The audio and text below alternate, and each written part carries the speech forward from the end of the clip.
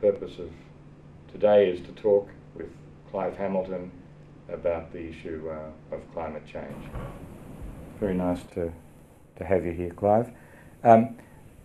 You say, and a lot of people have said, that of all the issues that the Rudd government will face, this is the most important and the most challenging. I know it's in a way obvious, but still I'd be interested to know exactly why you think that's the case. Well, climate change is the mother of all environmental issues. It dominates every other, and it will dominate the politics of this country and every country in the world for literally decades to come. The science of climate change becomes more frightening with every report that's issued.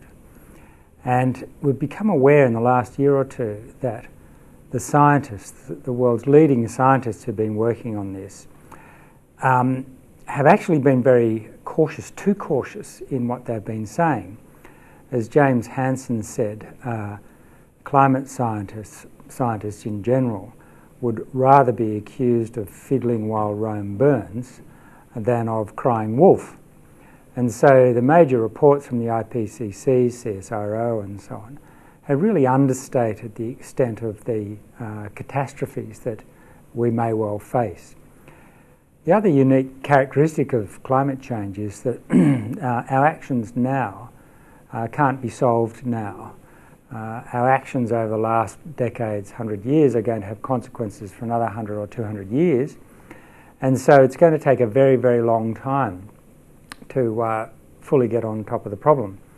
And when you look at what, say, the CSIRO says, even in its more optimistic projections about the impacts of climate change on Australia and the implications for our daily lives, you see that we in Australia at all levels can only become more and more alarmed about it.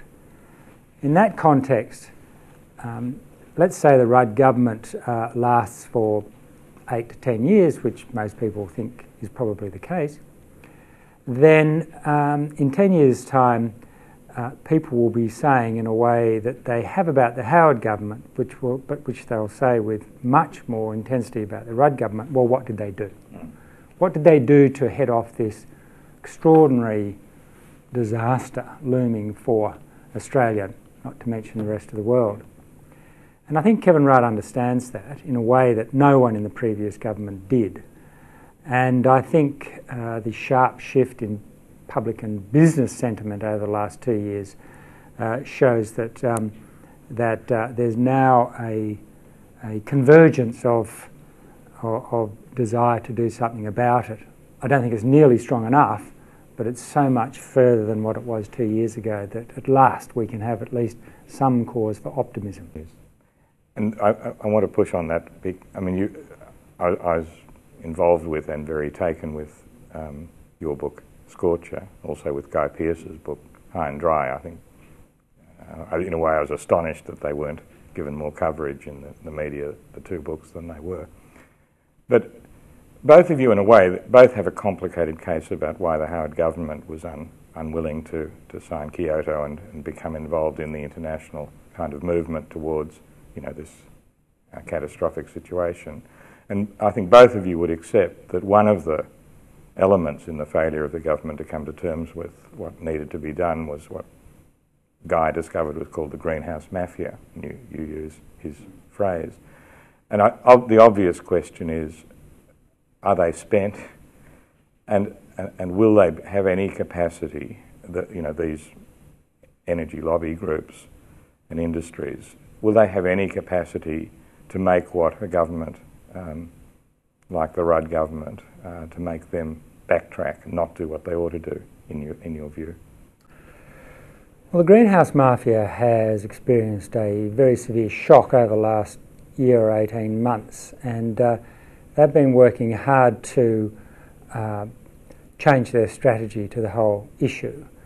I'm not suggesting their fundamental position is unchanged and they've just decided to try and wreck things in a different way. I think they have realised, the big corporations that the greenhouse mafia represents, that the tide has turned and that it would be foolish and counterproductive to attempt to stop it. They want to flow with it now, but slow it down so far as they can. In other words, what they're now doing is they're putting a great deal of effort not into propaganda about how the greenhouse effect doesn't exist and it would be disastrous for the economy if we did anything about it. What they're putting their effort into now is to trying to shape policy in a way that will benefit those industries as much as possible.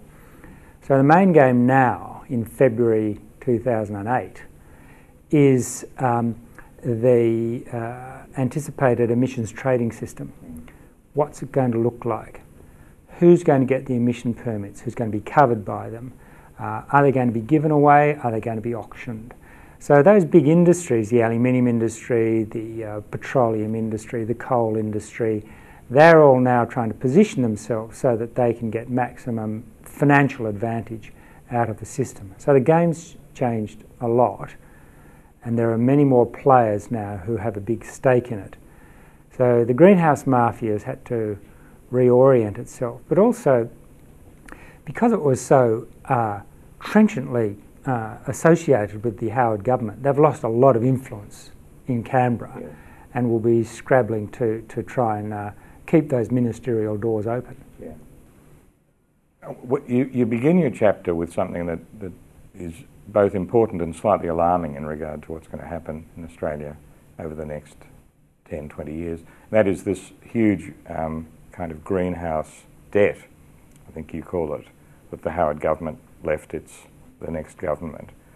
And you link that to the, not really even mainly the failure to sign the protocol, but the Australia clause, as it's called, which was negotiated by, I think, Robert Hill in the Kyoto negotiations in '97.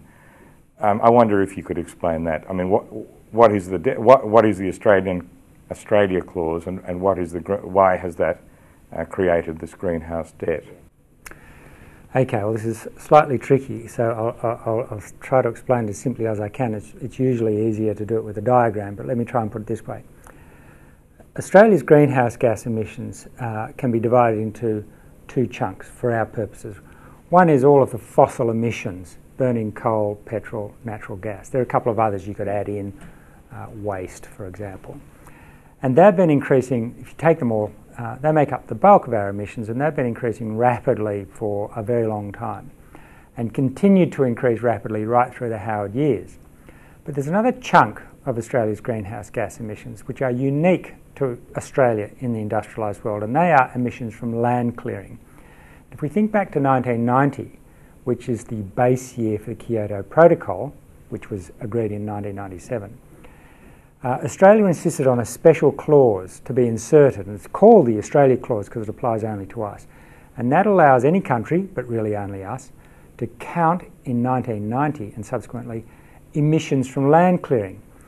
So whilst our emissions from fossil fuels were going up, our emissions from land clearing, which were very high in 1990 because there was a lot of land clearing, they fell precipitately in the early 1990s. So the increase in emissions from fossil fuels was offset by the decline in emissions from land clearing. Yeah. And this special clause allowed the federal government, the Howard government, to conceal the fact that what really counted, our fossil emissions, were growing rapidly without interruption. But because land clearing emissions were falling, this offset it and allowed them to just report on a total, which looked